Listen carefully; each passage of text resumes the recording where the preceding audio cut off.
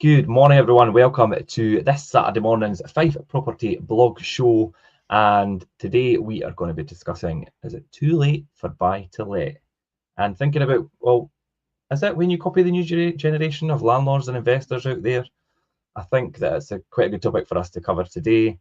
And if we look at like average rental yields, have hit a 10-year high in the summer of 2024. And that really was fueled by a massive demand from tenants and an ever more acute shortage of homes, which we're all too aware of here in Scotland and indeed the UK as a Well, whole. let's discuss that then. Why have we got an acute shortage of properties, homes to let? In Scotland, for particular. Well, that will be the changes implemented by the Scottish Government. Rent controls. Yes, and their lack of ability to build more housing. Yeah, that is the lack of their foresight. They do have the ability. They just don't have the foresight to actually do it. We could go around in circles on this, but just to emphasize for people that don't understand this, just think private rental landlords or the private rental sector is there to take advantage of people. It's not. It's there to provide a service for a reasonable return. The problem at this point in time, and the reason that rents are going higher than usual, is because it is the lack of supply, but it's not supply and demand as you'd see in economics. It's because costs of running the rental property have been high, and the government deliberately froze our rents when the inflation started to hit 10%. So all the costs for contractors went up, and all the landlords were left with nowhere to go with that because the rental freeze came in because of the cost of living crisis. So it was meant to be. I find it hard to believe you've got a cost of living crisis with 185 billion in money actually flowing about in people's household budgets from the COVID experience. But that's another story. And that's why house prices have gone astronomical. But the investment in the house prices now, in order to buy it, a house at a higher level and get the return required, and the financing, which has gone a lot higher than the 1% and 2% you were getting a mortgage at before, it's now 6% and 7% almost at that point. And the cost of right now at this point in time, base rates has dropped to 4.75%. Everybody goes, hurrah, mortgages will come down. No, they won't. Mortgages are going up because the Bank of England has signalled, because of the Labour budget, and now I said the Labour budget because it is a majority government, so it's not a political thing, it's a fact. Because of the budget they put in place, they think, and the economic think tanks think, inflation is going to be pressured to go higher as a result. Therefore, the Bank of England has signalled, rather than before when they'd said, we think, base rates will come down quite quickly over the next year. They've now signalled it might be as quick as we expected.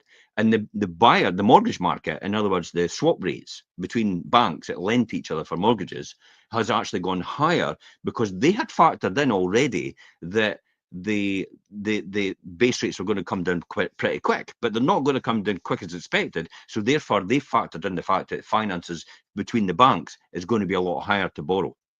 So that means it gets passed on to the consumer, which means the mortgage rates that were historically lower at this point in time are now having to go up a wee bit because of that. So that's a clear explanation about where we are right now. If you think base rates is going to affect the mortgage rates to come down, they're not, because of the other external factors that couldn't have been controlled, or they think it might not be controlled. Inflation for one. Yeah, no, that's a really good point, because that is it. Initially what people will think, oh God, that's going to come down, mortgage rates are going to come down, but that's not actually going to be the case. And by the end of the year, I think we'll look at base rates might change again. Hopefully it might come down slightly again, but we'll have to wait and see. Now, I mentioned there about average rental yields hitting a 10-year high in the summer of 2024, and people are like, where are you getting this data from? And that data is from a survey at Paragon Banking. They done a survey of 800 landlords, and that revealed how 85% of them were actually making a monthly profit, which is a good thing. And a lot of people might not think that is, but it is, because landlords that make a profit, ultimately, if they're investing properly back into their stock and their property, it will benefit the tenants in the long run.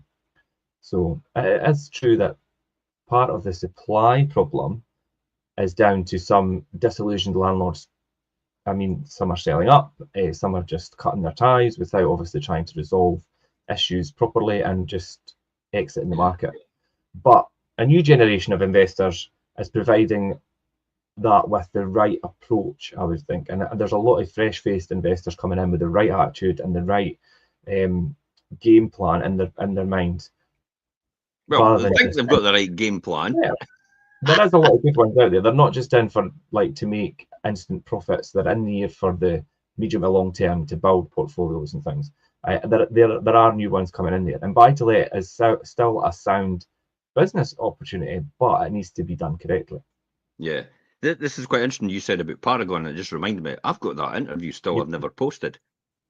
Oh, so you about do? when I did for the head of the bank about rent controls in Scotland.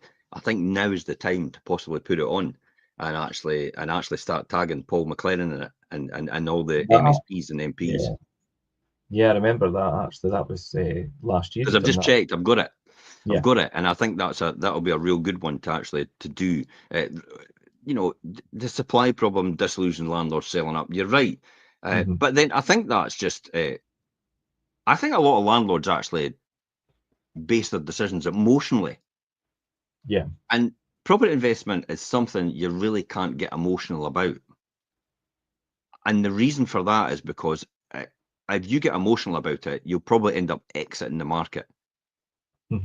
Because you can't take the heat. It's like you just have to. You have to almost be like Teflon coated, where things will not stick to you as a result. The constant bombardment from the media and the hits that you get as a landlord about how you're a parasite and all the rest of it. Or, generation rent or living or whatever it is, generation living or living rent or whatever they call themselves.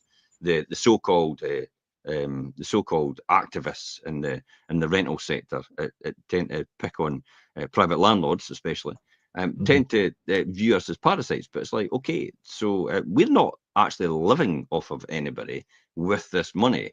We're just taking our money instead of putting it into a pension and deciding to invest it into there, just like a pension company puts into corporate lets for them. So all these big, huge organizations that are building all these huge, massive corporate structures with 600 units in it for let outside Edinburgh, outside Glasgow, inside Glasgow as well, they're doing exactly the same thing. But they're charging a lot higher. I was just going to say there's a lot more than that. So just beware. You think this is a bit much to pay.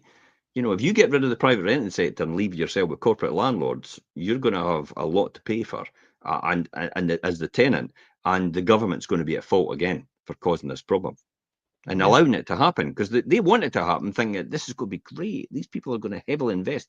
No, they're not. They're going to be just like everybody else. It's all pounds, shillings, and pence. Yeah, definitely. And as a maybe reveal like those kind of stats, like 85% of these landlords were making a monthly profit. Before everybody starts running out and trying to snap up homes to rent out, it's wise to ask a few questions, and we're going to cover them today. And the main points, I mean, how has buy-to-let changed? We're going to have a chat about that. Who are these new generation of landlords and investors? Yeah. What's making yields so high again? Why will there never be enough homes?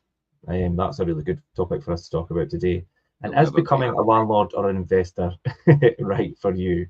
And we'll wrap up with that today as our final topic. So I think armed with these answers, you'll have all you need to decide to become a landlord, an investor, whether it feels right for you and whether it's time to begin on that journey. This is actually a really good one to do, actually, because when we're, one of the things that pops out for me straight away is what's making yield so high again. That's the third one I'm going to deal with, and why will there never be enough homes? That's a really good one. I knew you would like that topic. And is becoming a landlord right for you, or is becoming an investor a better option? And we'll talk about that towards the end. There are differences in that, and I don't think people between understand the investor that. and the landlord. Yeah. So, Richard, how has buy-to-let changed then? So, as any business model, you have to adapt with changing conditions and the passage of time. And being a landlord or an investor is certainly a different proposition today than it was 20 years ago. And I'm sure you'll stand testament to that, Jim. Wild West. Yeah. 20 years ago was no bad, because 20 years ago is 2004, and that's when we had started to communicate with our local authority and also form the SAL and be part of the NLA as well, and the communication with these two professional bodies that actually operate as landlord associations. So I think it was the start of actually getting a good relationship with the government and also with the local councils, right through the whole of Scotland. Landlord registration, what year was that? Was that 2006? Probably 6. And we knew it was coming, and I remember having the consultation on it and sitting down and discussing it with them and forming and shaping that overall with the government themselves, and the mistakes that they were about to make, and actually being able to correct that before it actually happened. This is what a lot of criticism comes for about the landlord associations. I mean, somebody was having a go at Ben Beadle the other day of the National Federation of Residential Landlords, saying he was, wasn't doing the right thing, he was going the wrong direction. I went, so what are you going to do about it then? Aye, so it's like crickets. It's like, so what would you do? Oh, I'm no telling you, the person says, because you'll then just take that and he'll do it. And it's like, have you ever seen the resounding fact that no one's commenting on your video and no one's liked or engaged with your video at all? Does that not give you a reason that you're the problem here? But that's another story.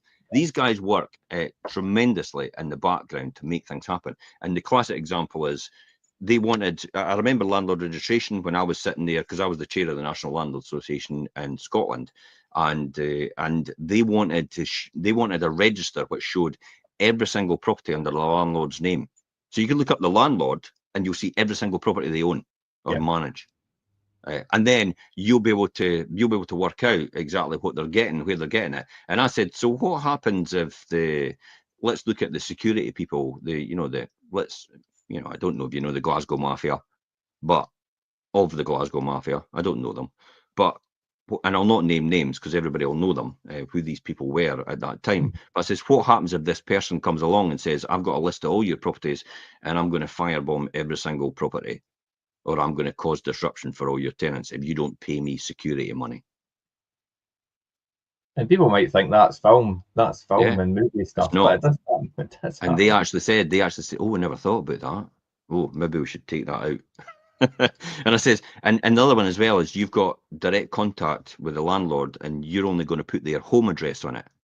You're not going to allow them to put a different address. So basically, the one I experienced a week before, actually, where a neighbour turned up to my house and actually threatened me at the door with my young child, I think it was Tony at the time, in our actual high chair, screaming because this guy was threatening him at the door about a property. It had absolutely nothing to do with me.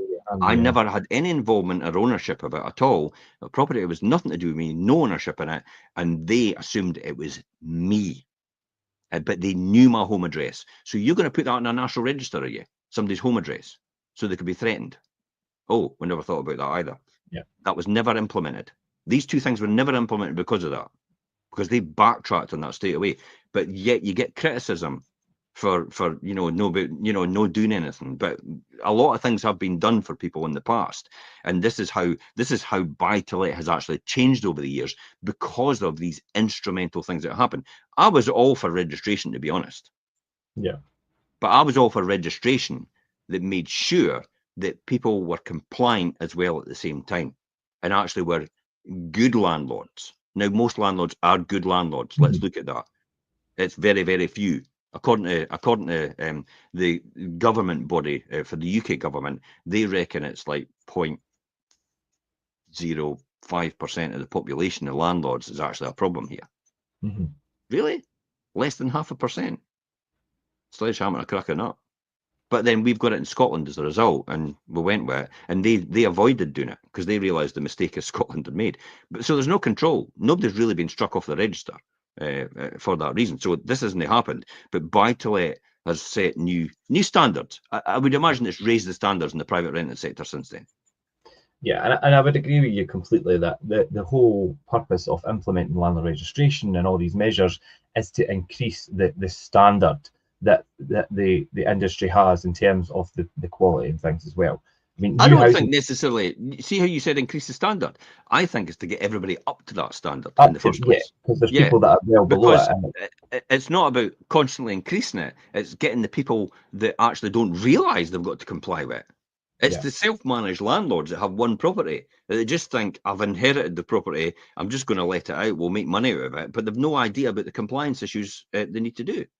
So that's why the new housing standards meant that landlords were legally obliged to maintain their rental homes and provide higher level to promote comfortable and energy efficient places to live. You know, what's the other things that was this to do with? How's it changed over the years? What's the other yeah. thing that? So changing tax rules and tighter lending criteria, higher interest rates have Yeah, really disrupted the business model that landlords and investors have, who relied on, do you know, that super cheap 95% mortgage, we did. or with the 100% interest relief. So you don't get that anymore. You know, No, those days are long gone. we used to get 90% loan to value mortgages, and it was fine. But when the credit crunch came along, it actually showed the Pushed a weakness lot of in people in doing the that. wall. Yeah. Yeah, a lot of people were in negative equity as a result, myself included. Negative equity as a result of that. But I knew, instead of actually panicking about that, I knew at the other side it would be fine, because eventually the prices will realign again, and they'll start to increase again, because it's just normal. It's normal behaviour in the housing markets. Yeah. Look at the banks. Look at the bank share prices. It went down and hit rock bottom. They had to get bailed out, and then they were worth nothing. Look at the worth of them, the net worth of them today. Billions. Yeah. Yeah, they're making billions every quarter. Yeah. So things do full circle. It's just Of course they obviously do. being able to ride it out for that time and being in a position to do that. So, but yeah, tax and interest and things are all things that have changed vastly over the last 20 years. But also extra legislation around tenancy procedures, along with the increased fines and penalties and things that go with that if you're not obviously following the rules or the legislation correctly. And it means owning a rental property is held with a lot stricter and higher standards, and that's what, and like you say, are up to the standards that they should Yeah. be. And I think that's such an important part of how things have changed over the years. Like you say, 20 years ago, Jim, before all of this, it was a bit like the Wild West, and a lot of people were just make it up as you go, and that has a knock-on effect on the tenants and the people that are living in these properties.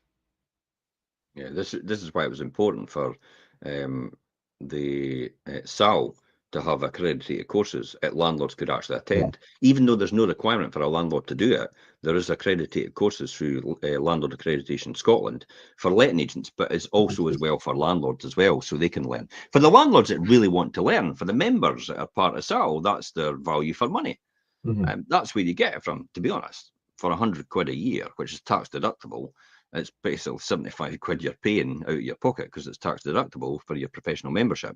You're getting a huge amount of information and advice. One phone call with the advice line, that's 75 quid's worth its weight in gold. Definitely, I would say. Oh, yeah, I would totally agree with that. Buy to let has really become a place. It is no longer, well, it should be no longer, because there is the exceptions, because people will pick us up on that.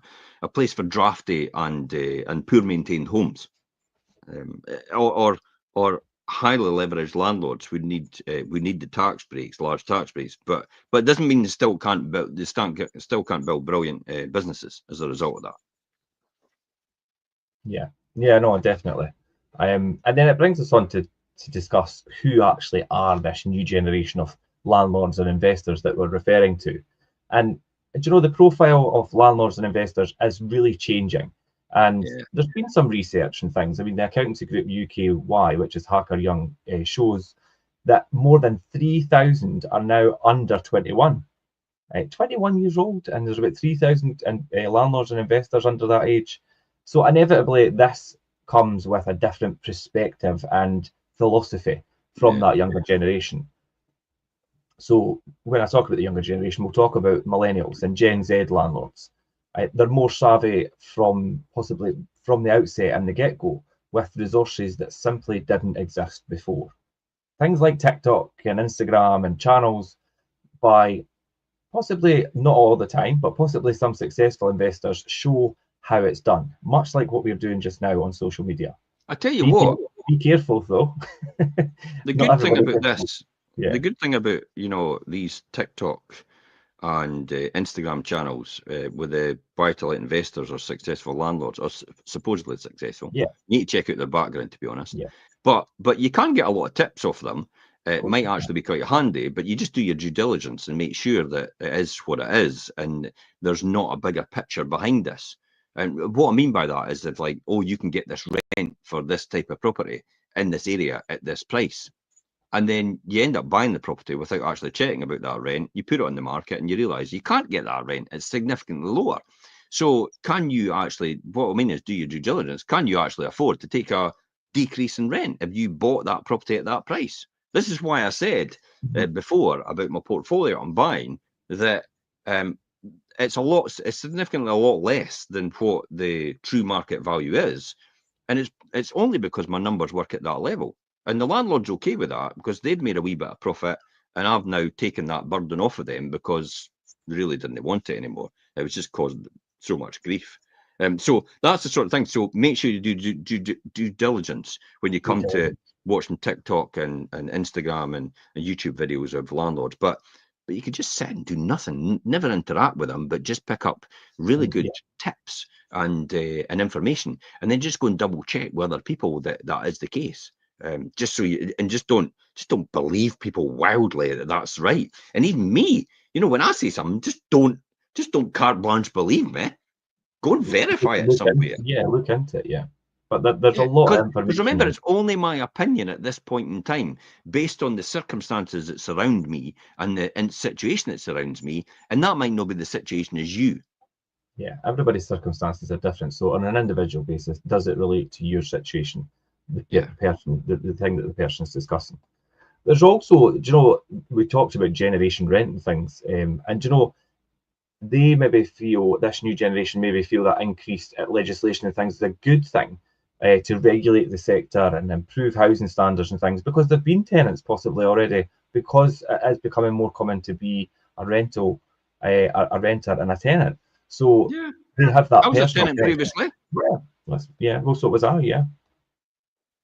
So that, and then so you think about, right, well, if I remember being a tenant, I would have liked to have this kind of standard, so that's what I'm going to abide by. And so they've got that resonates with them a lot more than maybe the older generation as well. So well, you know, a tenant that bought your house from your landlord. I was, yeah. Yeah. Wonder who that landlord was.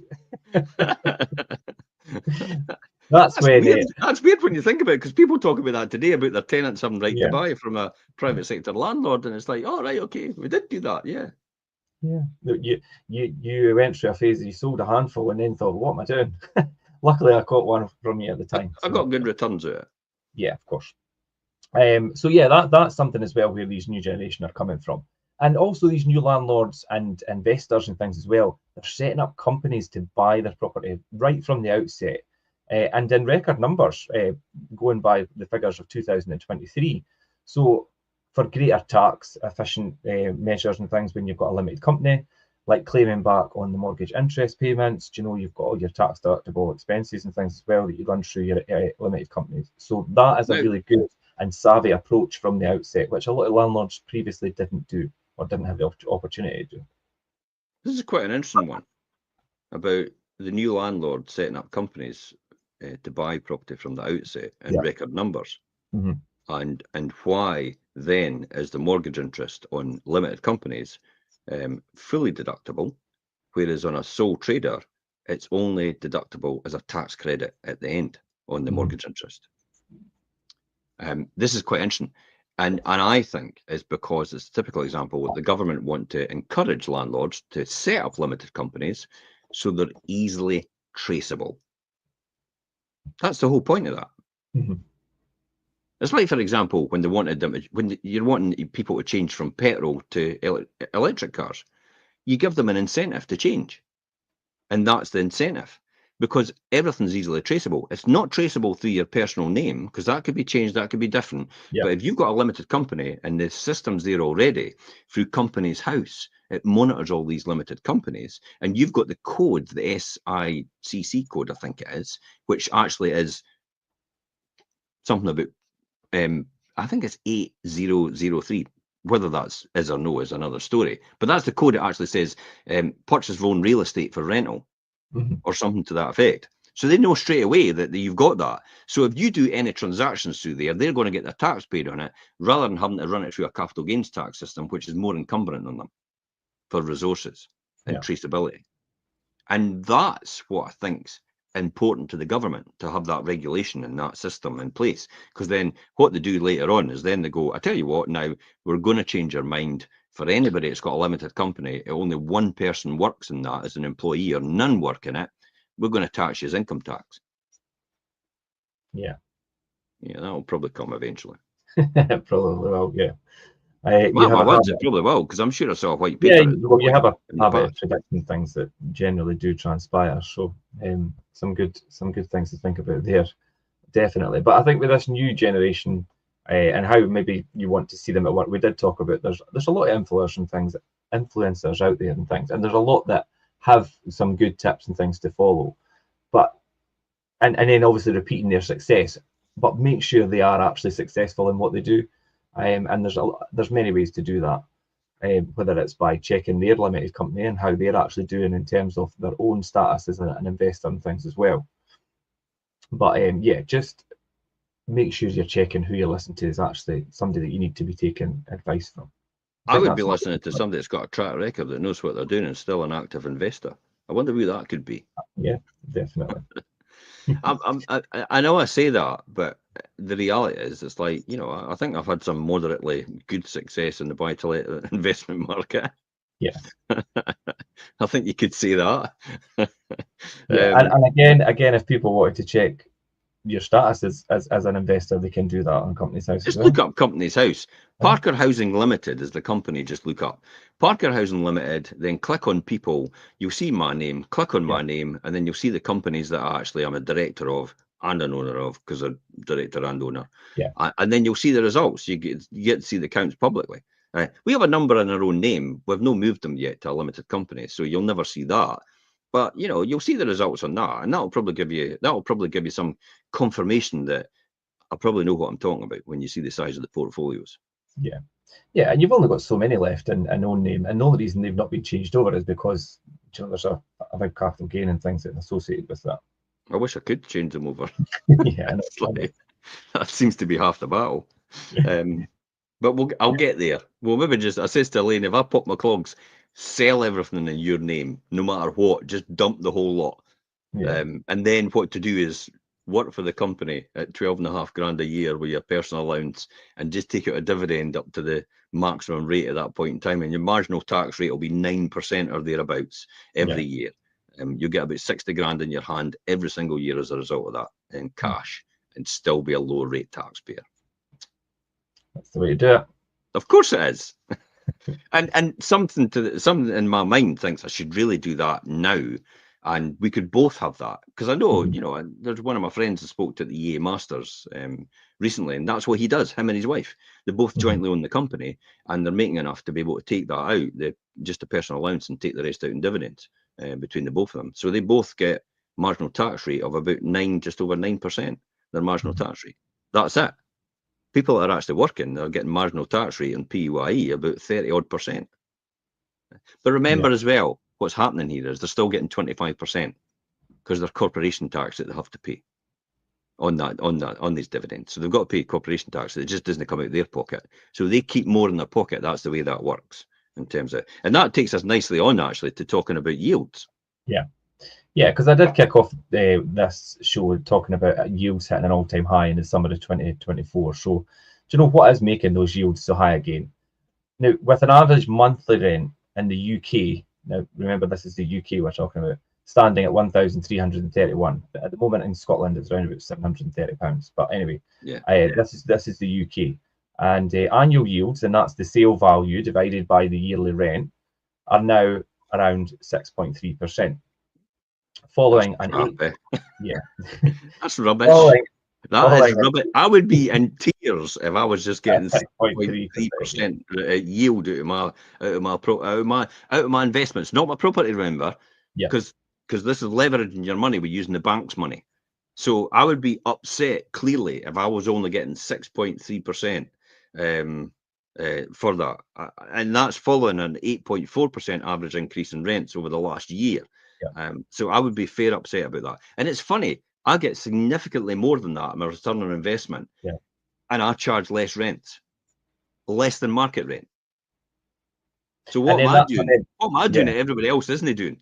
And I was just going to say, and the first thing people will think, oh, but you picked them up at a good price at the time. That's what a lot of people might think, but it's No, not. it's not anything to do with that. You can pick them up at any time. Hence the reason why I'm buying another 10.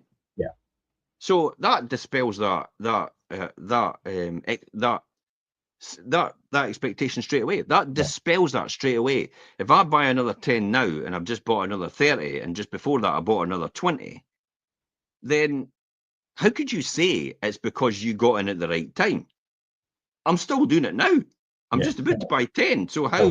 Still buying. Yeah. So this must be the right time then.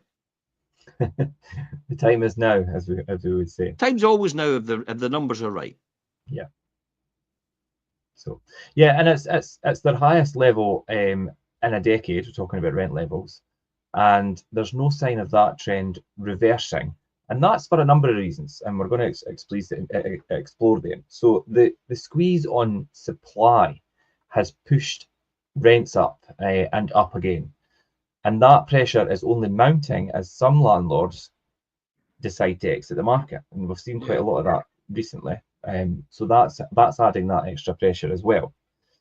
We spoke briefly earlier about higher energy efficiency, and that's becoming a legal requirement as well. You were saying earlier about your new ones that you're buying are actually all at a level C, which is what the new requirement is going to be. So landlords incidentally, just to energy efficiency, do you know if you've got higher energy efficiency, you're actually getting a lower interest rate from your bank on your mortgage now? I mean, it's only slightly lower. Yeah, you get another point. It's like 0.2% off, but it's better 0.2% in your pocket if you're in a portfolio, maybe $1 million or $2 million, than actually in the bank's pocket. All just because it was a wee bit, the energy efficiency was at the right level. So you actually get a bonus for things like that. So I would watch out for these sort of these bonuses that you get, which are hidden, the intangibles. Yeah. You get intangible benefits for that. Yeah, and there is landlords that are selling up to avoid the expense of the upgrades for EPCs, and that then brings an opportunity to buy their home possibly at a lower price and then do the upgrade over time. Do you know, there's still time until this legislation comes in. So it's like you say, always looking for the opportunity. Well, if you know anybody, if you know the government, Richard, the government never hits the target when it comes to things like that.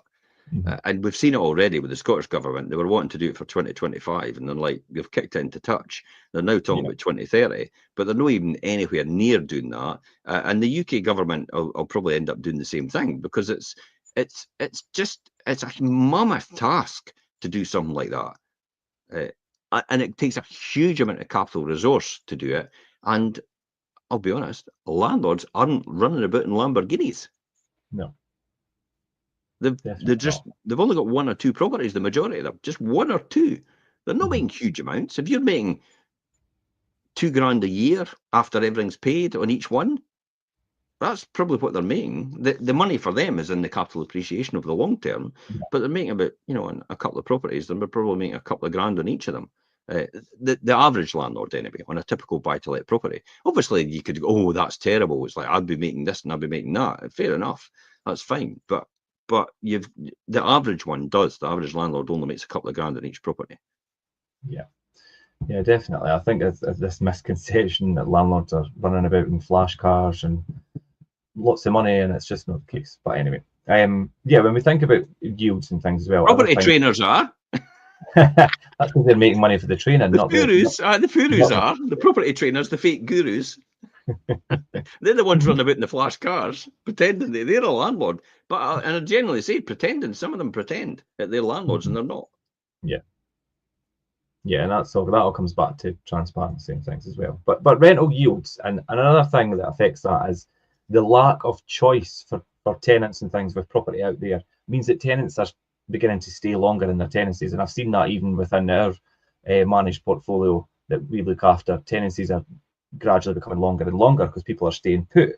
So then that makes it easier for you to then review the rent for that tenancy on the existing tenants, without changeovers, without void periods, and then additional referencing costs and things as well. So you're saving on that, whereas you're adding to the rent, doing the rent reviews, which rent reviews are here to stay, and annual rent reviews are something that, again, has knock-on effect from the Scottish Government and their legislation, and it's something that we have to do now in order to continue in the right direction.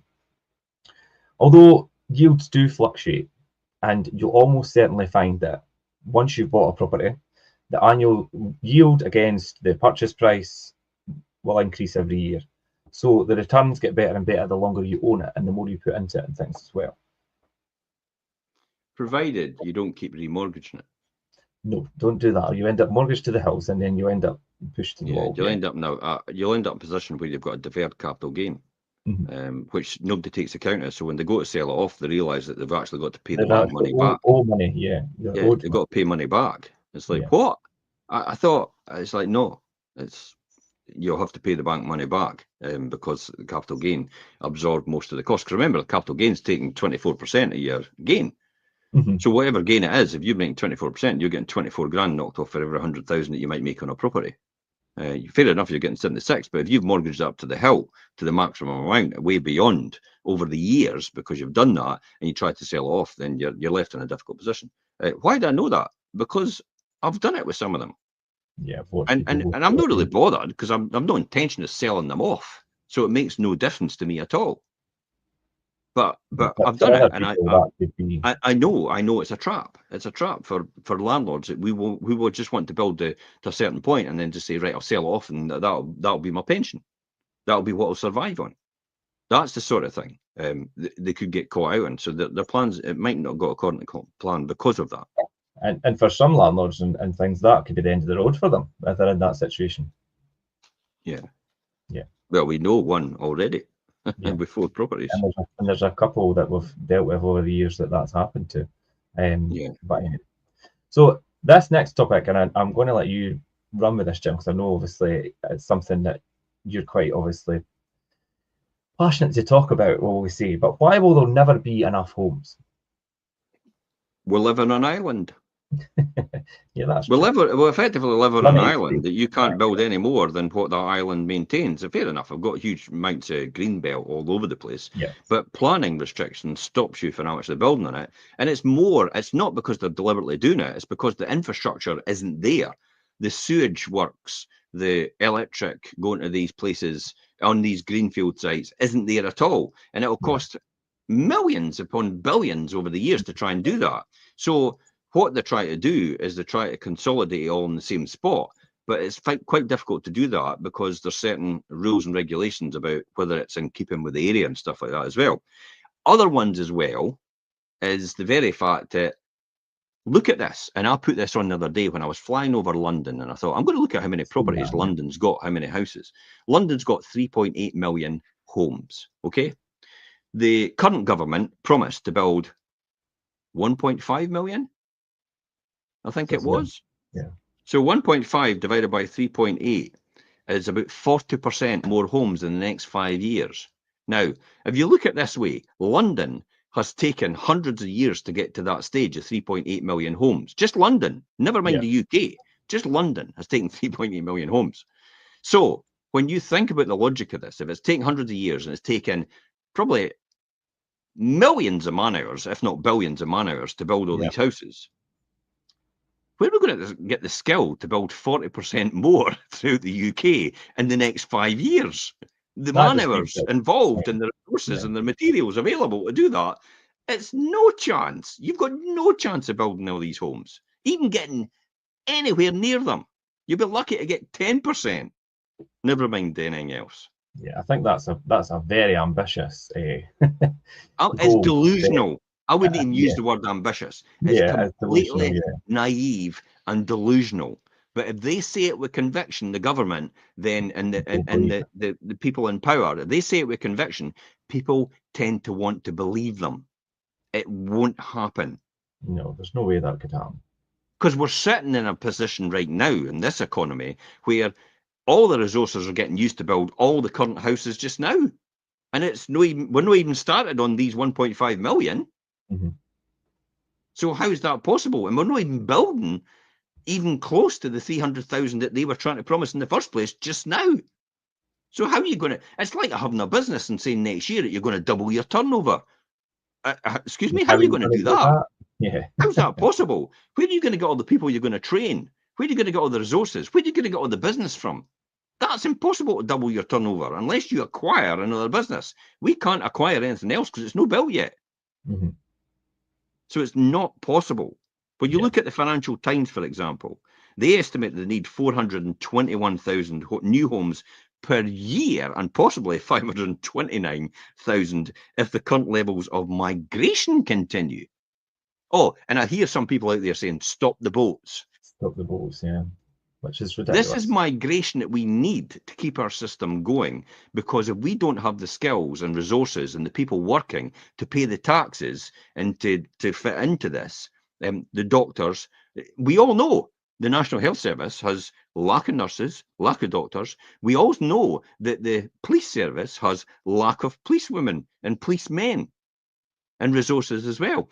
All these places, social work, healthcare, mental well-being, all dentistry, all lack of resources. We need to bring these people in from other countries immediately because we need them now. We can't take time, 8 years to train these people up, because that's what it takes, about 8 years to train a dentist from standing start, from their qualifications and everything like that. They have to go through university, then they have to be in a practice, and then they have to learn dentistry school and specialize, and then they come out. And it's the same with doctors. So we need these people now, hence the reason why we need migration. Yeah, I think just when we talk about that, just to clarify, we're not talking about illegal immigration and things. We're talking about these people that come across. Just migration. Qualified. Scotland alone has a net migration of 20,000 a year, net migration in Scotland alone. And it's all skilled people that we need to work in our economy, because we don't have enough people to work. We're screaming out to employ people still. But they have to be skilled. We can't just take people off the street and go, yeah, you could be on a stage, no bother. I know some people probably do that, but that's not the way we work. You need somebody that's skilled to do that. So you need to get them trained up in order to do that in the first place. So even if Labour reaches its ambitious target, here's another thing, 1.5 million homes during the Parliament, and we hope they do, although I think they've got no chance, there will still be a chronic shortage of housing. Yeah. So even if they were to hit that unrealistic, even if they hit that unrealistic target, there'd still not be enough. Here's another reason why there'll never be enough homes. Successive governments from all sides of the political spectrum have promised to tackle housing in every election campaign, and the problem has always eluded them. Do you know the height of stupidity? It's keep doing the same thing every single time, but expecting a different result.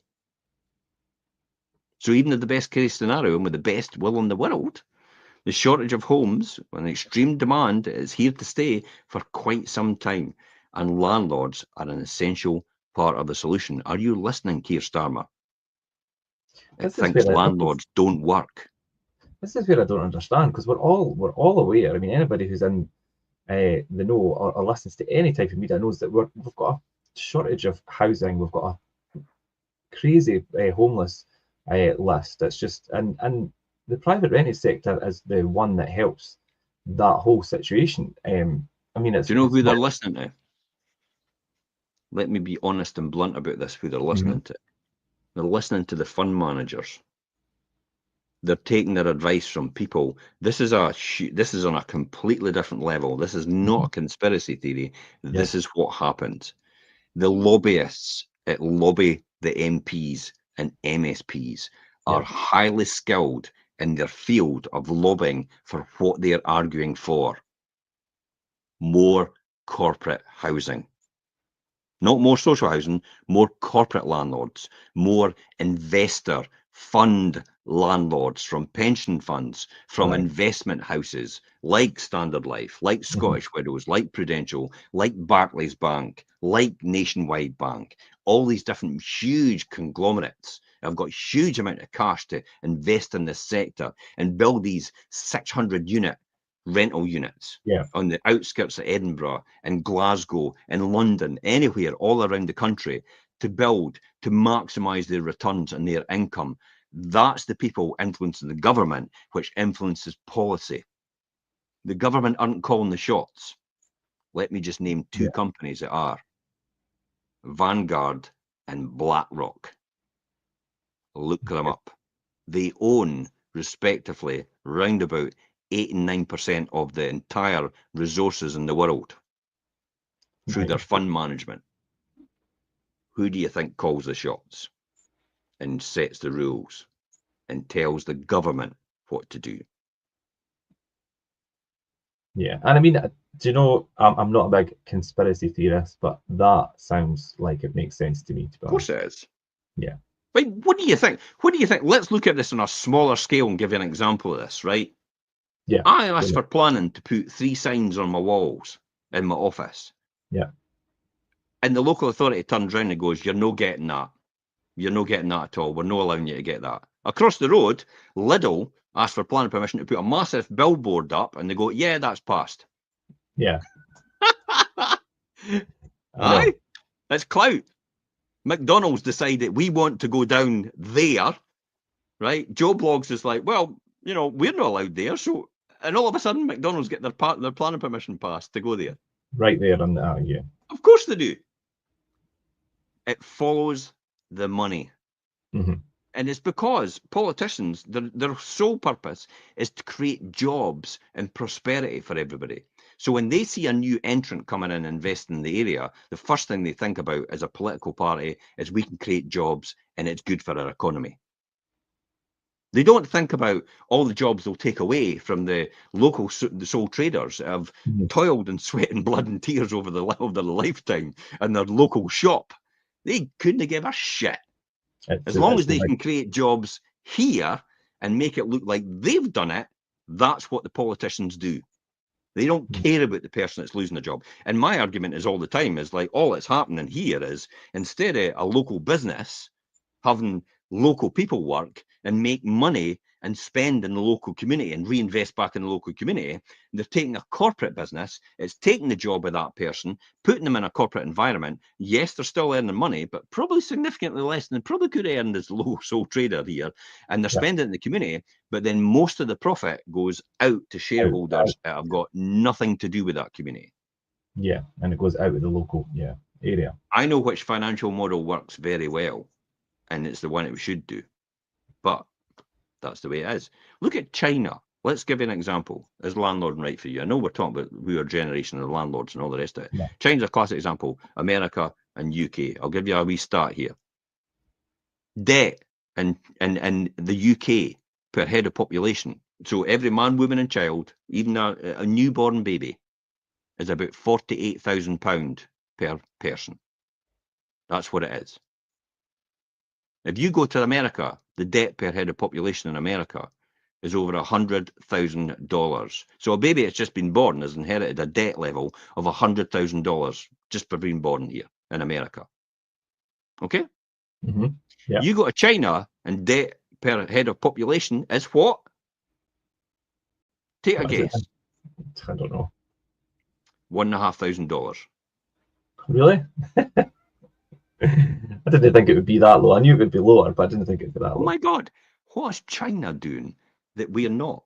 China owns most of the world. Mm-hmm. You just don't know it yet because they've invested and bought all these different companies and these huge organizations in all these different areas over all the years. It's free enterprise. It's free market. Yeah. They've allowed them to do it. Now they've entrenched into their economies, like America and like Britain and all the rest of it. They have clout. They can determine what goes on. Hence the reason why nobody wants to really fall out with China. We can piss and moan about it all the time and be upset and put tariffs on. But the reality is we do not want to get into an argument with China. And China doesn't want to get into an argument with us either. But what does it tell you per head of population? $1,500. That's nothing, yeah. That's a really strong, robust economy. Because China's growth targets every single year was 8%. Every single year. Our growth target, we can just make 1 or 2.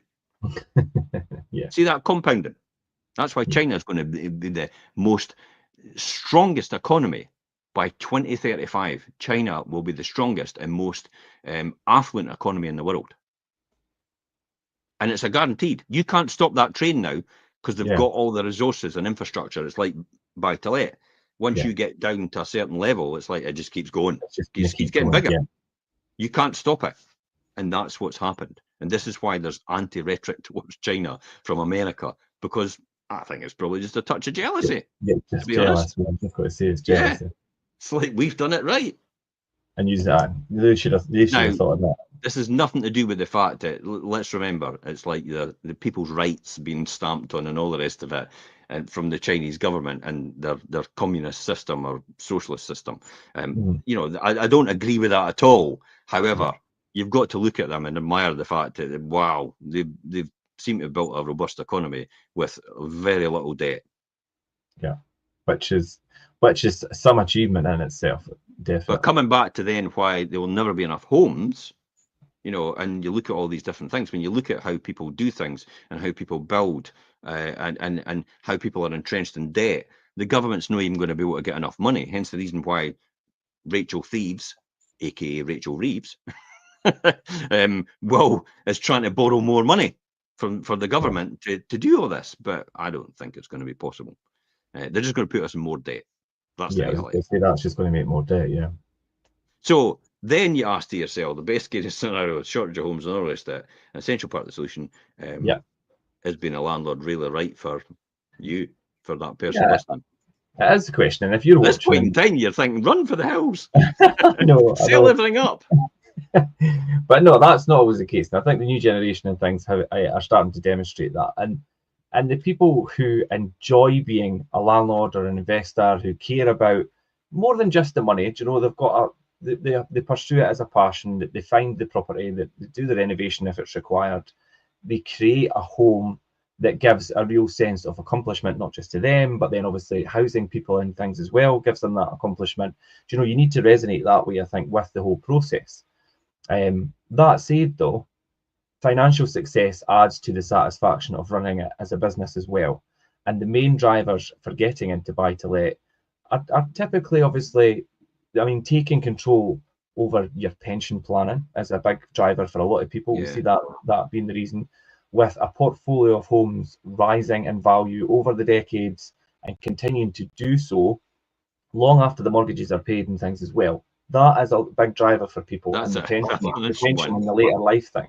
You just said there the mortgages are paid off. It's like, for me personally, I don't see any reason why you would want to pay the mortgages off. If you can get finance so cheap in a limited company, so cheap, actually you can make more money on the bank's money, then that makes absolute sense to continue to use that and not pay your mortgages off. There's some sort of, people think, oh, security. It's like, no, if you need to do a sale and then you've got £2 million of equity in it, after you built that all, or you've maybe got £200,000 equity extra in it, then you sell it off, you realise the £200,000, you still got the £200,000. But if you've got all your properties paid off, then technically you could have taken the bank's money, you could have bought more property, you could have made more income on that as well, because you were making more money on the bank's money.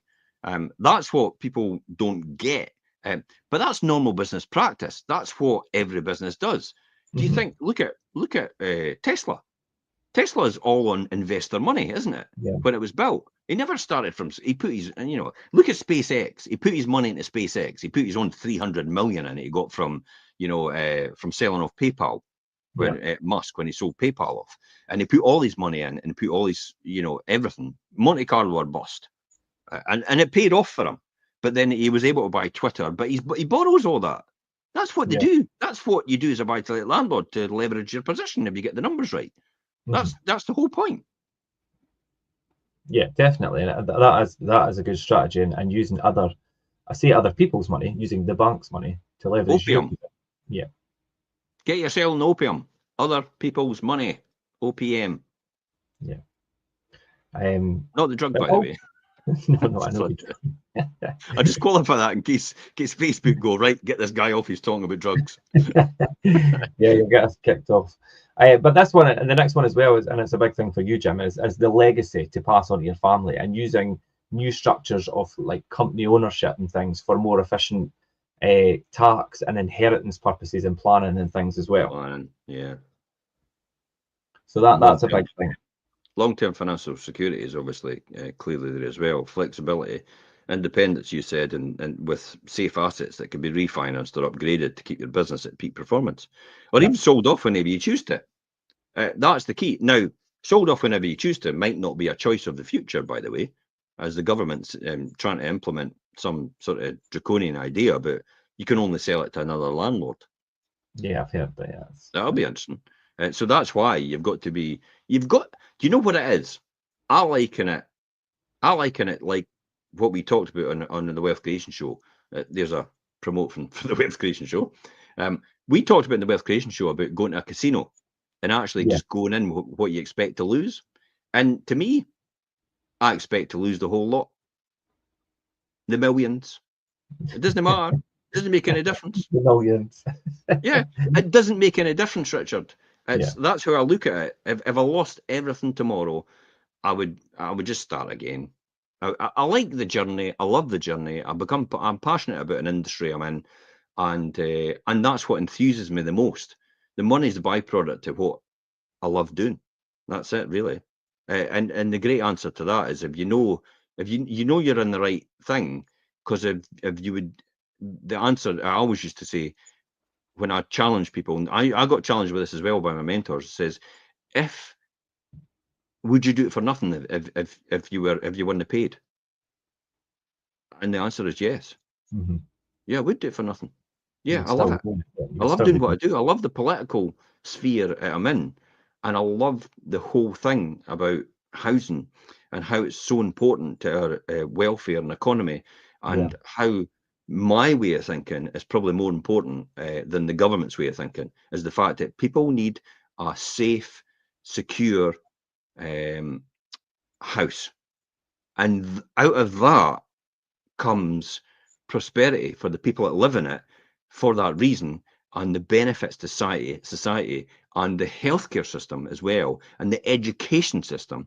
Out of that, having a proper home to live in is immense. The benefits are intangible, unquantifiable, I would say. Yeah. But there are a hell of a lot more than what the financial benefits are of, just somebody saving money on their rent. Mm-hmm. Yeah. Yeah, absolutely. And it's so that, I mean, like any profession, being a landlord or an investor isn't for everyone. And we've seen that, and people that have tried it in the past and failed because it's not for them. But if anything that we spoke about today, forms part of your plans possibly for the future, then it could be worth exploring buy to let. If you're thinking about that retirement thing, if that plan, and the things that we've covered today, then you might need to look into it a bit more. And then it brings us back to the question about, like, is it too late for buy to let? Well, not for the right person, no. I think I've just proved that, haven't I? Yeah, of course. I proved that because when I started it 30 years ago, everybody used to say to me, "Oh, but you got in at the right time." It's like, okay, I'm still doing it now, so every time must have been the right time. Yeah, the time is now. But if you are curious about buy to let and want to discuss anything further that we've covered today, then by all means, my contact details are attached to this blog. Please jump in. Feel free to reach out to me. Or if you're watching on the rerun, you could jump in the comments and we'll come back to anybody that's left comments in there. And thanks to everybody that's joined us today. That was a good session, Jim. Thanks for all your input as usual. And you'll catch us next week on the Fife Property Blog Show on Saturday morning, and again on Monday at the Wealth Creation Show, as you said there, Jim. So until then, you keep mentioning Fife. We need to get out of that habit. I know. It's like we're doing Glasgow, Edinburgh, Dundee. It's like, we always call it the Fife Property Show. You're right. But we're kind of the Fife Property Group now, which incorporates all these different areas now as a result of them. And so not just a regional area, but a name of a company, more than anything, I would say. Yeah, and a lot of these buy-to-let and investment tips and things, I mean, they're universal. They're all relevant no matter where you are. Right, so everybody. You could take this and stick it. You could take this and run it in America, and it will still be the same. I mean, obviously, I'm talking about the situation with the UK and stuff like that, but the principles are exactly the same. It's duplicatable anywhere. Any single country you go into in the world, the principles of buy-to-let are probably duplicatable in exactly the same principles. You just have to do your due diligence. You have to be consistent. You have to get your numbers right. And if you do that, you're always on a winner. Yeah. Investment strategies and buy-to-let are transferable no matter where you are. So yeah, we'll leave it there. Thanks for that, Jim, and thanks to everyone who's watching. And we'll see you next time. Bye-bye for now.